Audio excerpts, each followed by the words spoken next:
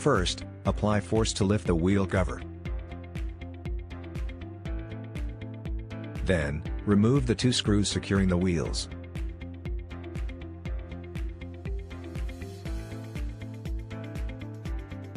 Remove the 4 screws.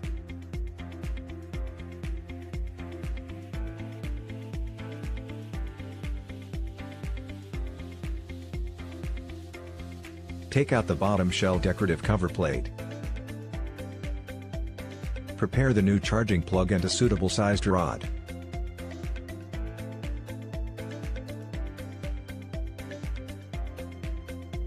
Insert the charging plug into the slot, use the rod to firmly push the plug in, and pull on the other side with your hand.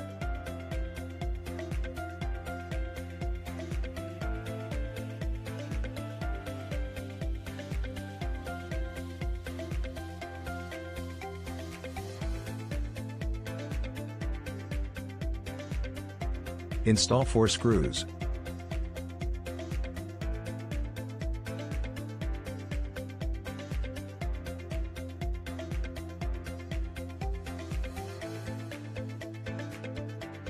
Install 2 wheels. When putting back the wheel cap, make sure to align the holes.